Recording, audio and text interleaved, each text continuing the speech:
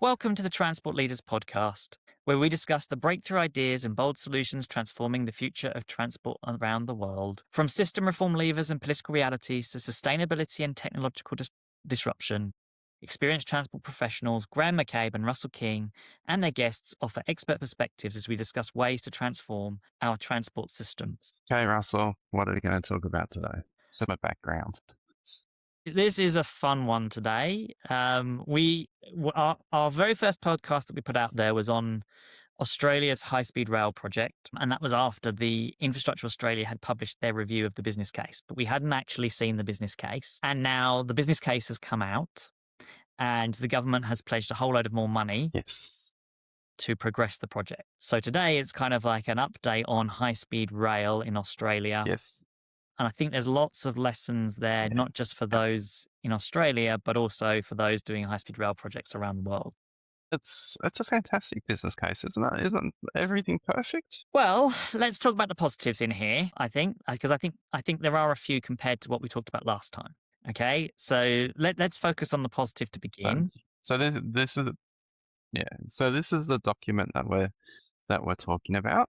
I've just put up on the screen, and lots of very glossy pictures with meaningless facts, like the fact that there's high aircraft delays in Australia when we don't actually fly planes between Sydney and Newcastle. And lots of black bits because they're being redacted so that they don't affect the commercial value of the project. Yeah, or stakeholder stuff as well. So there's a lot of blacking out around Yes. stations because they're going to have to acquire lots of land from existing landowners, and they don't want those landowners to be upset about it until they've actually talked to them first, which I completely understand. Yeah, And I don't think the reductions. Go on. Oh, I was going to say, but the Australian Constructors Association is really happy with the project. Why? Why would people who build infrastructure be happy with a $90 billion project? Difficult question there. Yeah, there's a whole bunch of stuff in here about stakeholders and whether people are supportive or not and who they are and all the rest of it. And I think there's some really big questions for us around governance on mega projects in Australia that is worth thinking about as well. I think it's also worth pointing out that although the business case at the front end is quite glossy, there is also a separate glossy document of about, I think, is it 20 pages, I think, which spruiks the project. Yeah. And I think it's very telling which are the bits that they are worried about, because those are the bits that didn't make the glossy. So you can almost tell straight away, and this will be the government rather than, I think, the High Speed Rail Authority. This will be the politicians putting their best spin on it, right? But they will have taken out some of the things they think are a bit, or maybe that's not the spin that we want to put on it, or that bit's a bit iffy. So you don't get things like the BCR in the glossy for some reason. Why? It's a perfect project, isn't it? All right, come on, let's 120 kilometers worth of tunnels. We're going to have from Western Sydney to Gosford. All right, we're going to have plenty of things to punch holes in about this project. Okay, but there are some positive things here. Okay. So tell me one. Okay, so one of the things we were worried about, quite rightly, we talked about it on our podcast to start with. We were worried that this thing was being rushed, okay, and that it was quite clear that the business case had been being rushed, and that principle of think slow, fast, which is sort of the standard sort of principle and philosophy that you should be going under with mega projects, was at that time not looking like it was being followed. But in fairness to them, they seem to have they have got money for planning, right? So they haven't sort of gone towards construction yet. So the next tranche of money is to do better planning around the project, which I think is a sensible step forward from where they were. If they'd have gone on and announced the project, I'd have been much critical of this area. I think the fundamental problem is that doing detailed planning on a bad project is still a bad project. Yeah, we were looking for positive. So saying we're going to do 120 here, right? I was trying to make sure let's get some positives and fairness, credit to people who have obviously recognized that challenge and have done something to try and do about it. Now, that's still maybe painting lipstick on a pig, right? Let's still, let's recognize that they are trying to do the right thing, because if this was a good project, this would have been the right thing to do. Yes.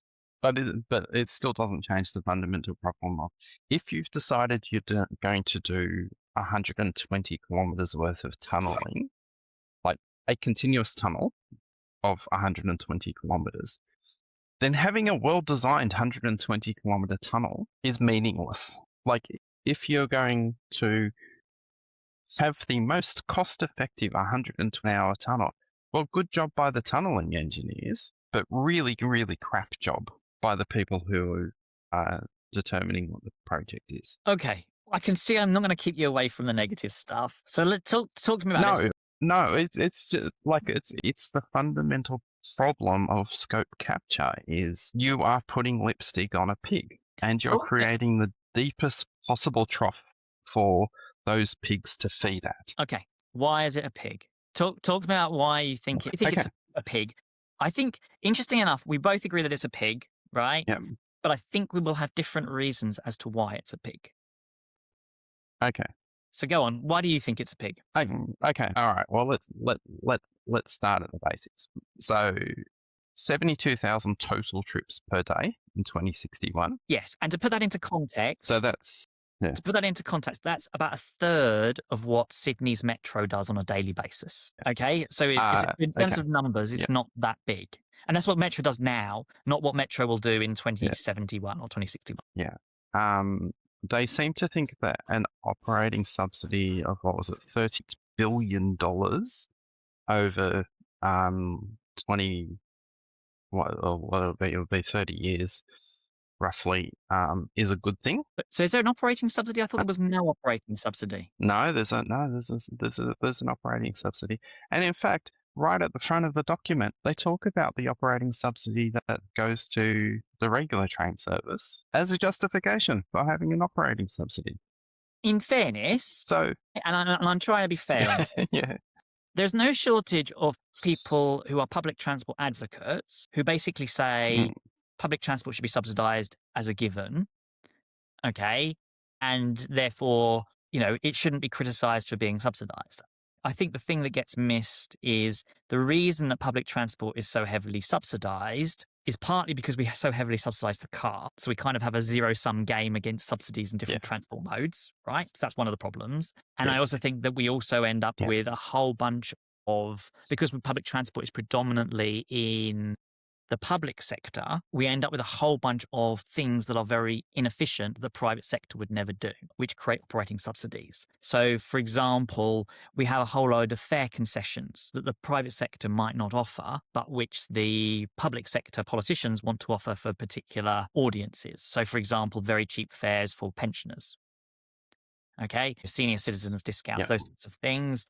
So they end up with quite a high proportion of users, especially on regional transport projects, which this arguably classifies as. So you end up with larger subsidies because of that. And then I would also add on, because rail is very heavily unionized, you often end up with a lot of interesting working practices that, if left to be focusing on efficiencies, you perhaps would not have those working practices. Yeah. So if your speed is your main priority, then people should be willing to pay a premium for a speed. And it's very common around the world. And we've talked about this in the other episode of high-speed rail and the episode on public transport. Most high-speed rail services in the world have different fare settings for different speeds. So, if you want to take 10 hours to get from Tokyo to Osaka through the Japan Rail's normal services or even their limited express services, you can do that. Cost you about $30. If you want to get Kodama, which is the lowest level, which is the high-speed rail, which stops at all the high-speed stops, then it has a different fare. Then you go up to the Hikari, which has a different fare. Then you go up to the premium one, which is the Nozomi, which basically it stops twice in Tokyo and then Osaka. Stops in Shinagawa and then Yokohama. Remind myself, Yokohama is actually a different prefecture and different area, even though it blends in with Tokyo. And that's very common around the world. So you pay more. So going from currently a $19.80 maximum fare cap in New South Wales to $62 save on a total return trip 3 hours is ridiculous. The rest of society should not be subsidizing. So there's a pricing question, okay, Yep. and what the right level of operating subsidy is should be. And I definitely agree with you on the It was $31 Sydney to New, but and the type of housing that they're forecast. No. That's good because the type of housing that they're forecasting is of low value to high speed rail. So they're talking about downsizers. So, people who are heading towards retirement age, who have time, or, they're at a, status level within their industry or their jobs that they don't need to, commute to be in the office from 9 till 5. They're much more flexible in their working patterns. So, people with, grown up children who can commute off peak. So all their housing benefits are ascribed to people like you and me moving out to these locations. So, which then frees up miracle housing in Sydney for people who want to live where they have space for young children, and they're open about that. So the student from Cessnock or Singleton will now be able to commute 250 kilometres to go to university every day. Why are we encouraging super commuters? That's the opposite of addressing climate change. Yeah, it's also not delivering jobs outside of Sydney. So there's no reverse commuting as a result of this project. Well, you're just expanding the catchment of Sydney. You're not expanding the catchment of Newcastle. So, all right, okay. So, okay, fundamental failure number 1. Fundamental failure 2. They are relying on European standards. European high-speed rail, obviously with the exception of, places like the Alps and Spain where you're getting up onto the, Madrid plateau, is generally built on the flat. So whereas Japan, South Korea, China, they're all built in mountainous and difficult terrain. So one of the interesting things about this business case is there are 0 mentions of China high speed, literally 0 mentions of a network that has 20,000 plus kilometers, 20,000 plus kilometers high speed rail. There's barely any mentions of Japanese high speed. So California's actually been through this. So they started off with European technical standards, and then they got a new CEO.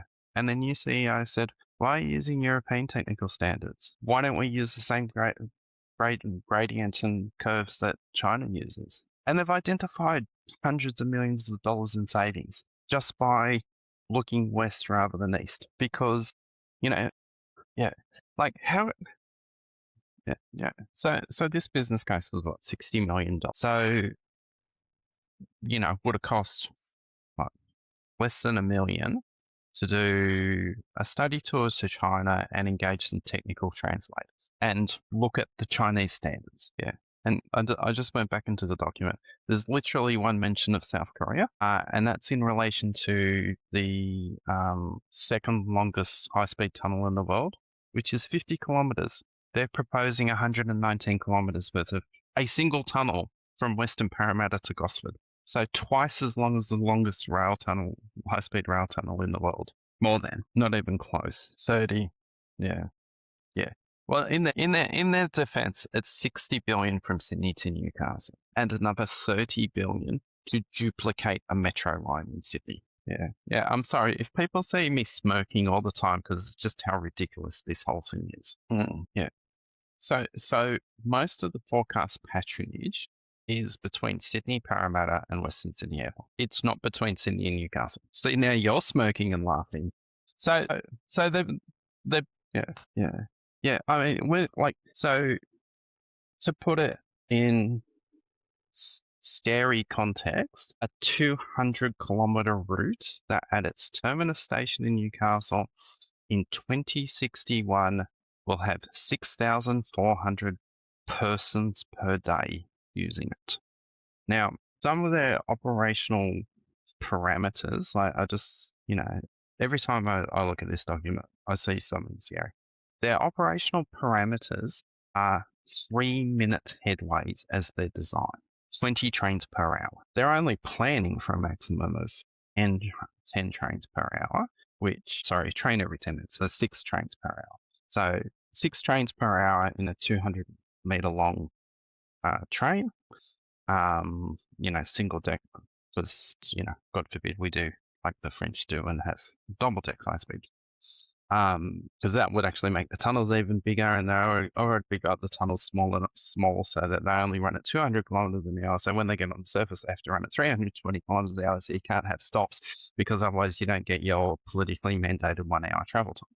So 6 trains per hour for 6,500 people per day is, in the peak hour. If you do your standard transport planning of 10 to 15% of people are traveling in your peak. So you have about 1 train's worth of demand per day, per hour in 2061 coming from Newcastle. So at the terminus point, and then you've got half again that at Morisset and Central Coast. So you've got about 2 trains worth of demand per hour, and they're going to run 6 of them. So this is going to be like Western Sydney Airport Metro. Yes. Port Macquarie to Brisbane was going to be the last stage of the previous studies. So you would maybe in the other direction from Brisbane. Port Macquarie to Ballina, something like that was going to be the last stage. So that bit in the middle. So you've got, the Canberra, Sydney, Newcastle corridor where there's demand for travel. You've got Ballina, Gold Coast, Tweed, Gold Coast, Brisbane, where there's a demand for travel. And then you've got Melbourne, if you go inland a little bit, Bendigo, Ballarat, Shepparton, Albury as your demand corridors. And then you've got big gaps in between. So if you're looking at, from an engineering perspective, given that we've never built high-speed rail before, they should be starting with the easy things, learning how to do it, building a commitment of long-term people who learn how to high-speed rail and then progress up and oversee later sections of it. That and that's how we did the Hume Highway and then the Pacific, was you had contractors, consultants, government employees who rolled from one project into the next. When the Pacific Highway between Sydney and Newcastle was upgraded, there was a Pacific Highway office who would have a project development team who would develop one project, and then they'd move on to the next project and develop that project. And then you have a delivery team, and you have the contractors, and they would all roll progressively. You don't go from, we've never done this before, to let's build a 90-kilometer long tunnel and 37 kilometers of bridges and viaducts and have a 320 kilometer hour target travel speed and build it in 10 years. Like, we can't build 90 kilometers worth of tunnel in Australia in 10 years. Yeah. Okay.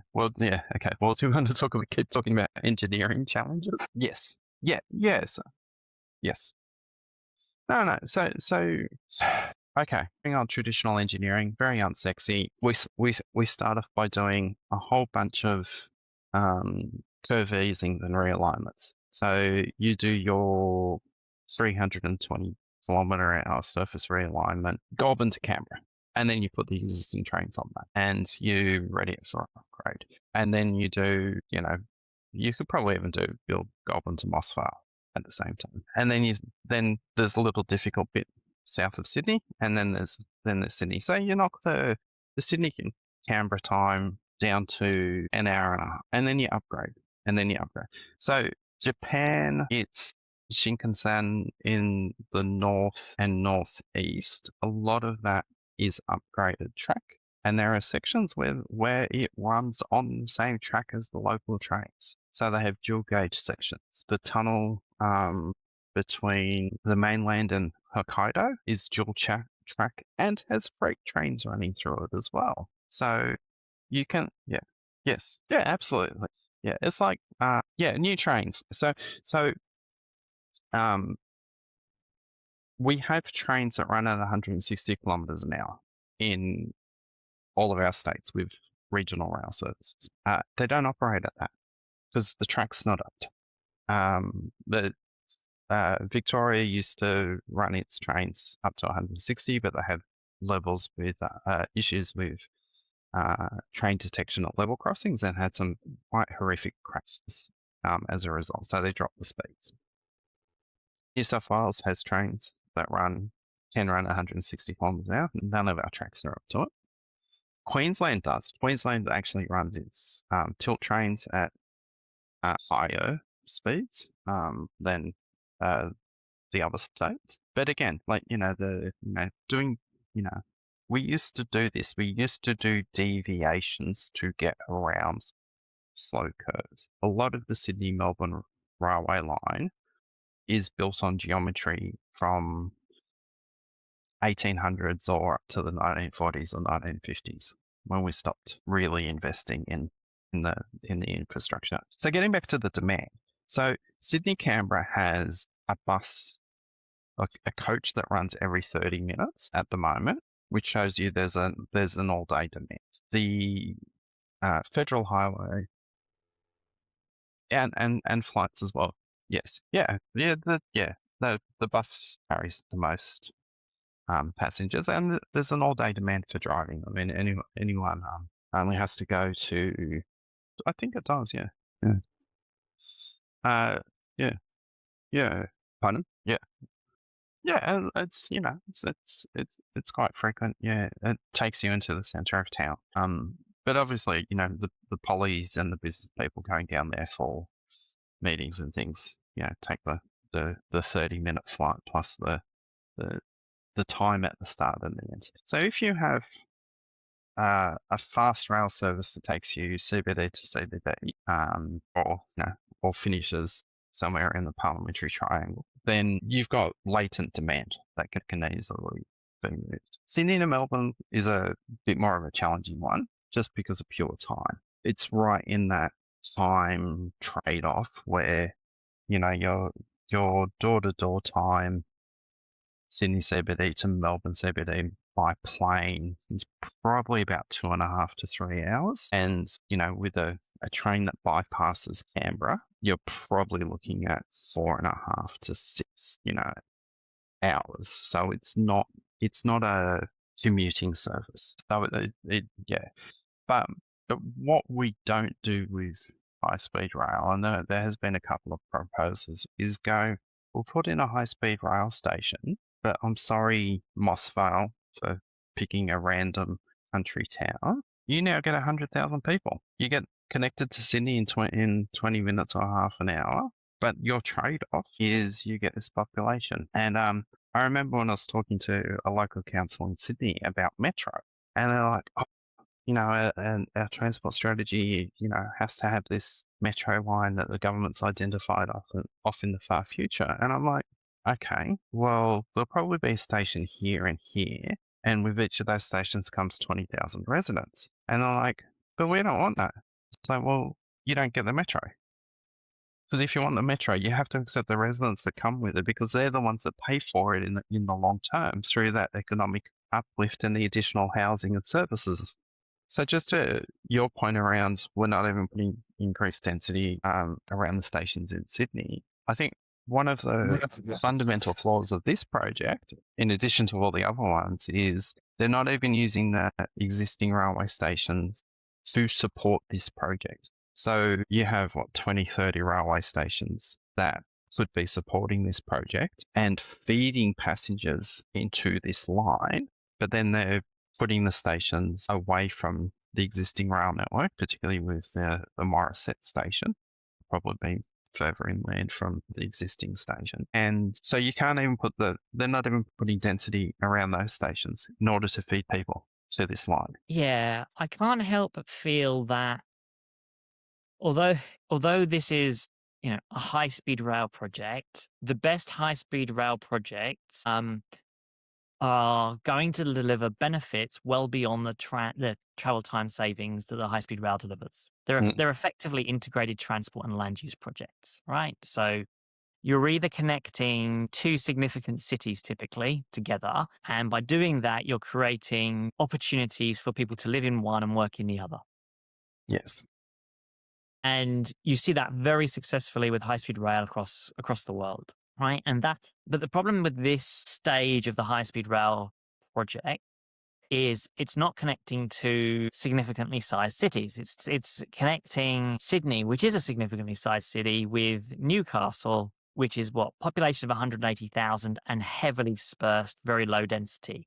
So it's not even though Yes. it's a concentrated 180,000, they'd all be able to access the high speed rail station really easily. That is not the scenario we're looking at here. So because of that, it feels like it's trying to be both a transport and a land use project and failing at both, right? Because it's not delivering huge amounts of patronage on transit that you go, wow, that's amazing. And that's proved in the business case, right? The travel time Yeah. savings are small in terms of the benefits of the business case. So what's happened is as a result, it's come out on housing as the single biggest driver in terms of benefits for the project. And lots of people with high speed rail talk about, how its ability to disperse outside of our cities, but it doesn't tackle the realities of our cities, which is they are very low density. There's lots of potential for building new rail lines and more stations on existing rail lines in our cities and building the housing around them and delivering much, much larger amounts of housing, much better economic returns for much lower cost than the 90 billion. And Yeah. that fundamentally for me is why strategically it doesn't stack up. You can do a lot better for 90 billion. If that 90 billion is just being spent in the Sydney Newcastle corridor, right? You could spend a few billion on expanding the Newcastle light rail and building housing around the extension of the light rail project and making that more valuable as a network, and then build some additional rail lines in Sydney. Yeah. And for that 90 billion, you'd probably build 2 significantly sized new metro lines in Sydney, right? And build a whole load of housing around them. All right. So you could go down to, for example, La Perouse, which would be a really good place for, has been on the strategic list for Mm. metro for a long period of time. And you could do something out in Western Sydney as well for that sort of money. And you could probably build 2 or 3 significantly, light rail projects in Newcastle itself to help connectivity within Newcastle, which would deliver vastly more people into the Newcastle CBD. And if you put housing around them, would significantly provide more housing. For And me, yeah. I mean, Yeah. that's, just that opportunity cost for me is and that's what should have been compared against, right? Well, Because this is a transport and land use project, not a transport project. It should be compared with alternative transport and land use projects, comparing it against upgrading the road along the Sydney Newcastle corridor. It's just the wrong comparison. well, then they haven't even compared it properly against the existing railway line. Like, so, if okay, well, you want to get like, aside from following the grade in tunnel between Sydney and the Hawkesbury River, and then not having any stops in northern Sydney, in order to go under the river, to then follow the grade under the hills on the northern side of it. Like, there's normal rail engineering things that you could do that would improve travel time significantly. That would cost less than 1/10 of that cost. Why do you think they got stuck in? Do you think it was because they had a kind of has the 1 hour driven that and the desire for speed as a consequence, and so providing much better cost effective upgrades but with slightly slower speeds just didn't meet the political imperative for the 1 hour? So when you look at their alignment options, it feels very much like they're trying to stay off the surface because they've decided that tunnel is easier unless there's nobody around. So one of the it's like renewable energy. One of the big challenges with high speed rail is this thing passes by my house, but I receive no benefits. Yeah. And in fairness, this was a major challenge at high speed rail in the UK. Yeah.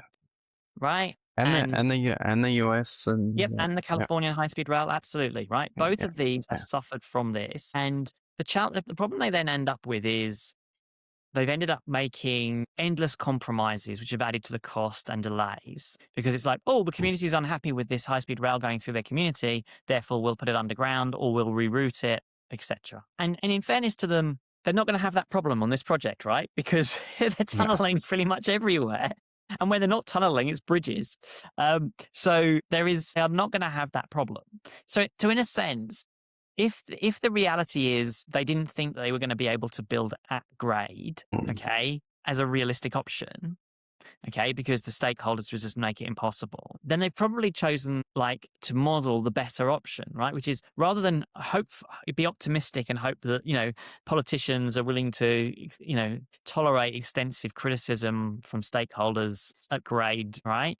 They've probably made the right choice and said, okay, we'll go underground. What for me then hasn't happened, and this is because the project was was being steamrolled through, is to go, well, if we're going to have to spend all this money, $90 billion, not $30 billion, does the strategic case for the project still stack up? And the answer is no, it doesn't, right? Yeah. Because if the project costs 30 billion, right, so a third of the price, your costs are reduced by 2/3. BCR is going to be much healthier. And as Infrastructure Australia quite rightly pointed out, they're optimistically getting to sort of 0.8 to 1.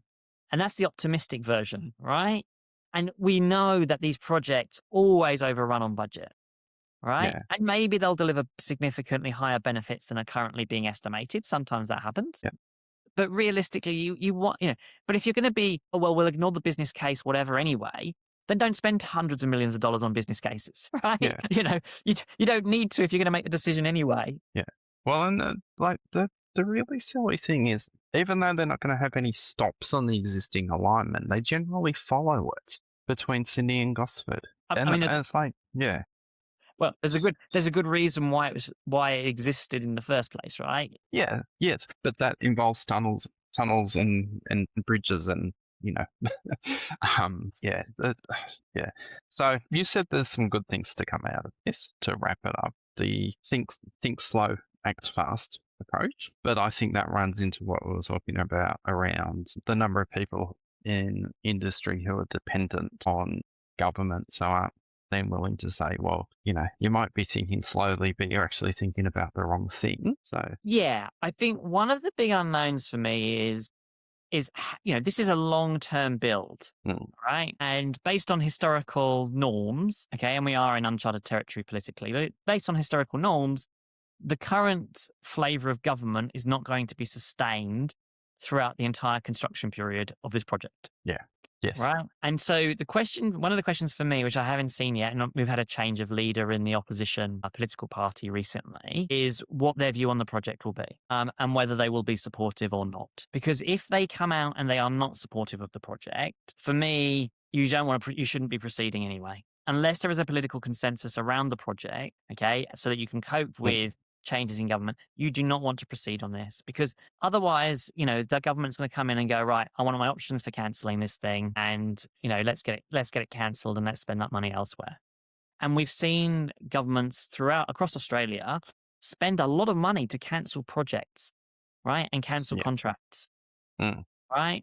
And so, that is, for me, a realistic possibility that we end up with spending billions and billions of dollars, and at the end of those billions of dollars, somebody goes and pulls the plug, and we never get the benefits from those, because those are sunk costs that we'll never get back. Yeah. Right. And I think it's a realistic. The longest rave venue in the world. Yeah. And let's be frank about it. California is looking more and more like that in their high-speed rail, right? They're continuing to build, but they don't have the money to complete it. They have no idea how they're going to fund it. And they're basically, what they're hoping is there'll be a change of president in the White House who will then grant them a whole load of money. Well, that and the courts will side with California that, well, the government you can't just unilaterally cancel the project, cancel the funding for them. Yeah. Because it's still there. It's still legally funded. It's just that the current administration has said, well, we're not giving you any of the money. Yeah. And what I imagine will be, so I can see the court saying you haven't followed due process to provide the money, to cancel the money, right? But I think that there'll be a process they'll put in place. Or go, this thing is over budget, behind schedule. It's poor use of federal funding. Now we're no longer providing the funding for it. And I think it's very hard for, I'm no legal expert, etc., constitutional expert. I'm sure it'll end up at the Supreme Court. But it's very difficult to see a situation where if the federal government provides a certain amount of money under certain conditions, and those conditions are not met, typically, which is the budget's blown out, the timescales are blown out, right? That the feds don't have a power to go, yeah, we're not going to put good money after bad, right? So, but it was a line item in the infrastructure bill, so yeah. Yeah. So So you actually need Congress to act to decide to withdraw the funds. So Uh, yeah. Well, we shall see whether they Yeah. do it or Mm, not at time. All mm. right. Well, I think we're basically, so the conclusion is we love the high-speed rail project in Australia. Please build it. It will be fantastic for this country. It's exactly the right thing to do. Yeah, no. Yeah. Please don't push. You know that's the bit that I'm clipping to put in the teaser. I know. Genuinely think, I think it's a sad state of affairs. It's a sad predicament, and indictment of our governance in Australia that this project is continuing at pace with very little pushback and very little resistance when it has such big flaws and such obvious flaws to the point where even its own government departments like Infrastructure Australia have provided significant critique of what is being proposed. I think it's sad, and it's not a good place for us to be as a country when we're already struggling for, sort out our transport problems and our economic problems and our housing problems, right? It feels like this $90 billion is a good opportunity to improve transport, improve productivity, and improve housing across Australia, and we were going to blow it. Yeah. Yep. I think that's a great spot to finish for today. So, thank you, Russell. Thank you, anyone who's listening. Hopefully this recording is a bit better than previous ones. We've changed, giving a new platform a go. And if you'd like to help support us using a better platform, please feel free to buy us a train or a bus ticket, not high-speed rail prices, over on Patreon. And we'll see you next time. Thank you, everyone. Thanks, Graham. See you soon. Thanks.